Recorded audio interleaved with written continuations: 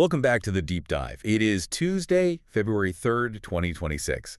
And I have to be honest with you right out of the gate. Yeah. If you woke up, grabbed your coffee, and made the mistake of checking your portfolio first thing this morning, you might be feeling a distinct lack of, let's call it joy. That is the understatement of a year. If you're looking at the charts today, it is ugly out there. I try to be diplomatic. But seriously, we have a fascinating and frankly kind of frustrating paradox on our hands today. Mm-hmm. We're looking at a market where the signal and the noise are telling us two completely different stories. And our mission for this deep dive is to figure out which one is actually true. Right, because if you look at the screen, just the raw price action, Bitcoin is, struggling below $80,000. The whales are exiting. The vibes are heavy. Yeah. It feels like this heavy blanket of apathy has just officially set in. But, and this is the massive but that we need to unpack, if you close the trading view and look at the structural reality, it is a totally different world. Totally different. We have reports showing the Lightning Network hitting all-time highs in capacity, and maybe even bigger, the regulatory war between the SEC and the CFTC, the one that's been strangling the U.S. industry for a decade. It's over. It is officially over. It's a massive disconnect. You have, dying price action, but the most massive foundation in the history of the asset class is being poured right now. So that's the multi-trillion-dollar question we're answering today. Is this a dying cycle, or is this a massive accumulation phase disguised as a funeral? To answer that, we have to look past the price tag. Because if you're just staring at the ticker today, you are definitely missing the forest for the trees. Okay, fair enough.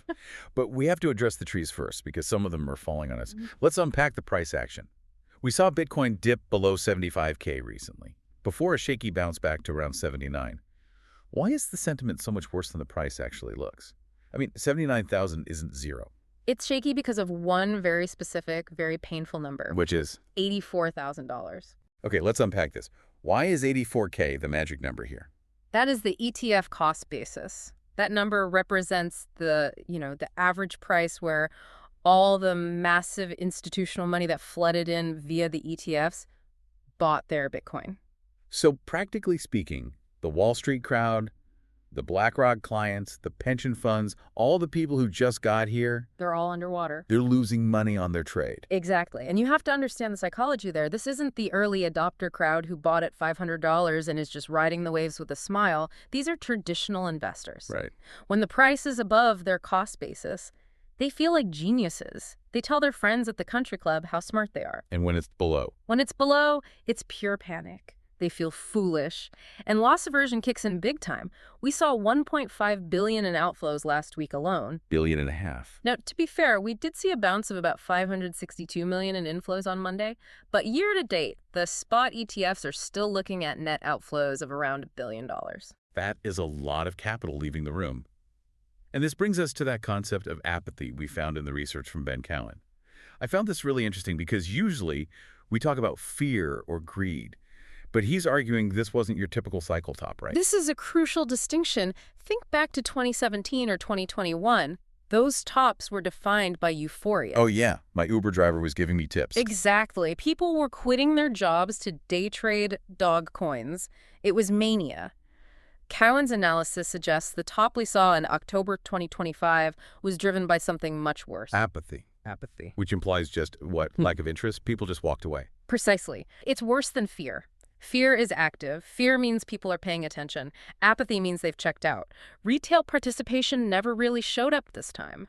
The social risk metrics, which track how much people are talking about crypto on social media, remained historically low even when the price was hitting new highs. So the price went up, but nobody outside the industry really cared. Cowen compares this to mid-2019. We had a sharp rally, but then a slow, painful bleed because the liquidity just wasn't there to support it. It's like a party where the music is playing, but the dance floor is empty.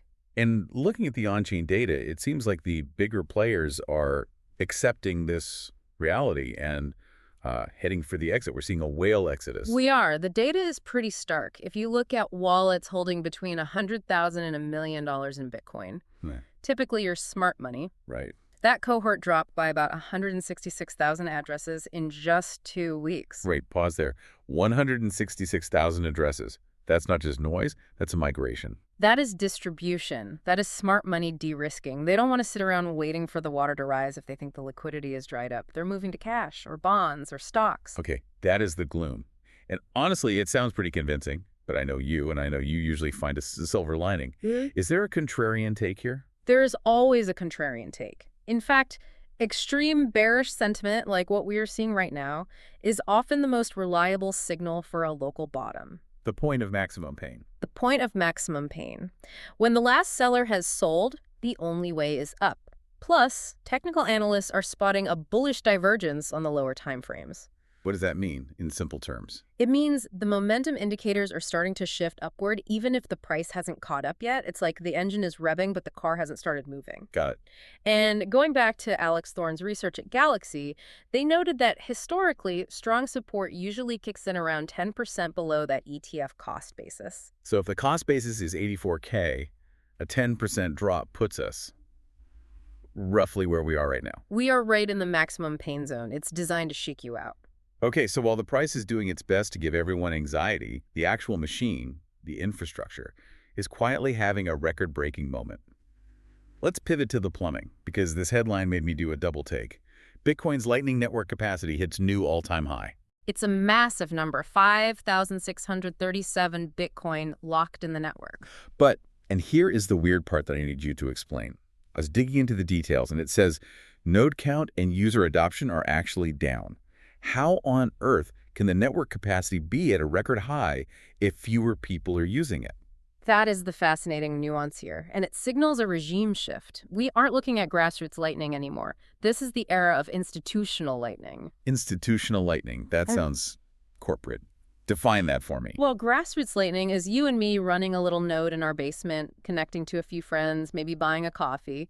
Institutional Lightning is different. The growth is coming from giants. Like exchanges. Exchanges like Binance, OKX, Kraken, they are depositing massive amounts of Bitcoin into channels.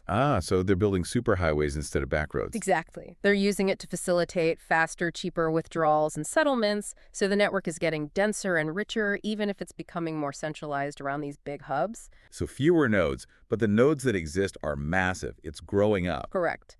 And that capital deepening is what enables the next big innovation, which is also rolling out right now, Taproot Assets. Right. Lightning Labs just released version 0.7. For the listener who isn't a developer, why does this specific update matter so much? It matters because of one thing, stablecoins. This is the killer app. For a long time, if you wanted to send USDT, what did you do it? Usually Ethereum or Tron if you wanted to save fees, maybe Solana. Right. You did it on other chains. Taproot Assets allows stablecoins to run natively on the Bitcoin network. Wait, explain that simply. How do you put $1 on Bitcoin? Think of it like writing a specialized note on a tiny fraction of a Bitcoin that says, I am worth $1. Taproot Assets lets the network recognize and transfer that value. Okay. And because it rides on the Lightning Network, it moves instantly and for nearly zero cost. So you get the security of Bitcoin, the stability of the dollar, and the speed of Lightning. That is the trifecta. And Tether is putting its money where its mouth is on this. They just led an $8 million investment round in a startup called Speed. And the goal there is to, what, compete with Ethereum? Directly. We are talking about the potential for trillions of dollars of stablecoin volume flowing over Bitcoin rails. See, that is the disconnect I mentioned at the start. You have trillions in potential volume being built out, huge institutions loading up the plumbing, and yet the price is bleeding out. It feels like the market is completely ignoring the fundamentals. The market is ignoring the fundamentals because it's fixated on liquidity. But there is another pillar of fundamentals that is shifting dramatically, and that's the legal landscape. The Project Crypto news. This feels like something we've been waiting a decade for. Easily.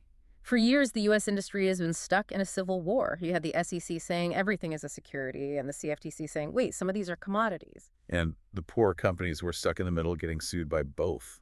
Like mom and dad fighting and the kids getting grounded for it. It was a mess, regulation by enforcement. But now we have a truce. A truce. We do.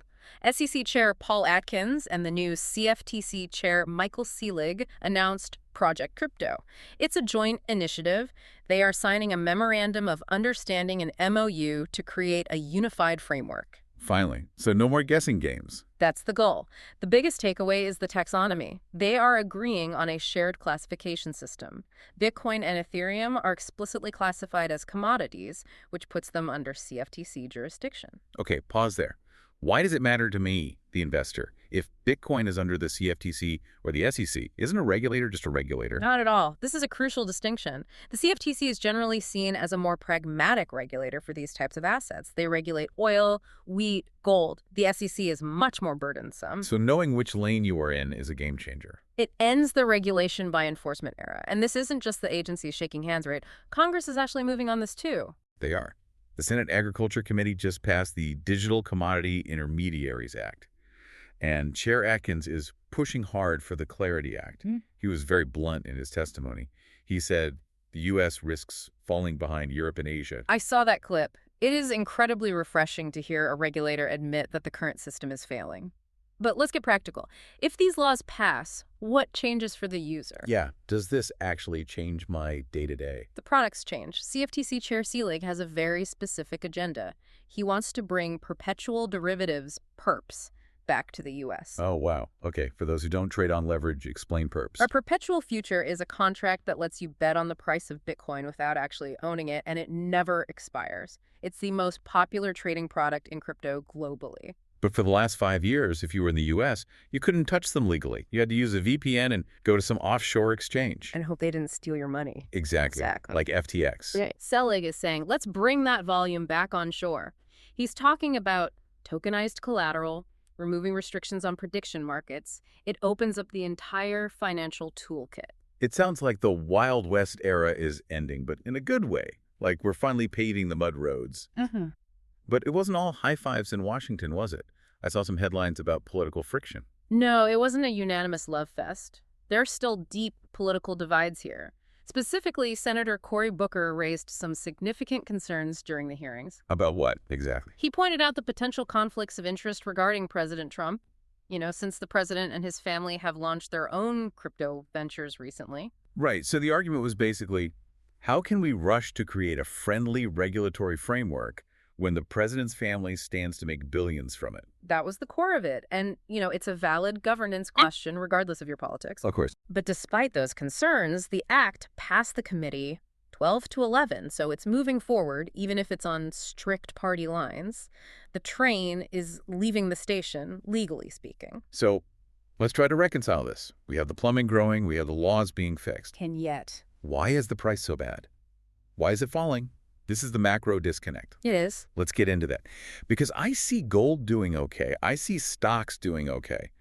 Why is crypto the odd one out? It comes down to the type of liquidity. This is a brilliant point raised in Ben Cowen's risk memo. He argues that crypto is currently decoupled from stocks and metals. Decoupled how? Usually, Bitcoin moves with the NASDAQ. They've been twins for years. Usually. But look at gold. Why do people buy gold right now? Safety. Geopolitical fear. It's defensive capital. Stocks are being propped up by earnings and a flight to quality into big tech. But crypto? Crypto relies on speculative liquidity. Ah, the casino money. In a way, yes. It needs excess risk capital. It needs people feeling wealthy enough to take a punt on the future. And right now, real monetary conditions are restrictive. Money is expensive. So even though the Fed isn't aggressively hiking rates right now, the conditions aren't loose enough to spill over into Bitcoin. Exactly. The liquidity tap isn't fully open. Cowen calls this a late-cycle digestion phase. Think of it this way. The rails are being built. That's the Lightning Network. The rules of the road are being written. That's Project Crypto. But the train, the actual liquidity, hasn't left the station yet. That is a perfect analogy. We're standing on a brand new, high-tech platform holding our bags, looking at our watches, but the liquidity train is delayed. And that waiting period creates apathy. It's boring. It's painful. Price bleeds. Whales who don't want to wait sell their coins to buy NVIDIA or gold because those things are moving now. But for the person listening who is willing to wait? Well, that's where the opportunity lies, right? If you believe the liquidity cycle will eventually turn, and history suggests it always does, then you're looking at a market that is structurally more sound than it has ever been. Trading at a discount because of a temporary liquidity trap. You're buying the infrastructure before the train arrives. It really puts the boring price action into perspective. It's not that the asset is dead. No. It's that the fuel tank is empty. The engine is brand new. The chassis is reinforced. But yes, we are waiting for gas. So let's wrap this up. We have a market characterized by price apathy. Whales are leaving, retail is bored, and we are underwater on the ETF cost basis, which hurts. Correct. That is the bearish reality, and it feels terrible. But simultaneously, we have institutional lightning hitting all-time highs in capacity, enabling stablecoins to run on Bitcoin. And we have a historic truce between the SEC and CFTC. One that classifies Bitcoin as a commodity and opens the door for massive derivatives markets in the U.S. It is a massive divergence between price and structure. It is. It feels like we are in a waiting room. A very expensive high-tech waiting room. But the best investments are usually made in the waiting room, not when the party has already started. So here is the final thought I want to leave you with today. We spend so much time obsessing over the when will price go up, when will the bull market start, but maybe we should look at the what. What do you mean? Well, the U.S. government is finally writing the rules of the road. The technical plumbing is handling more capital than ever before. If this apathy phase is just a waiting room for liquidity, ask yourself this. What happens to the price when the money tap eventually turns back on, and instead of finding a chaotic, unregulated casino, that money finds a fully regulated, institutionalized market waiting for it? That is a very provocative thought. The multiplier effect on that liquidity could be unlike anything we've seen in previous cycles. When the floodgates open, the channel is now wide enough to handle the flow. Something to mull over while you stare at those red charts. Thanks for joining us on The Deep Dive. We'll catch you next time. Stay curious.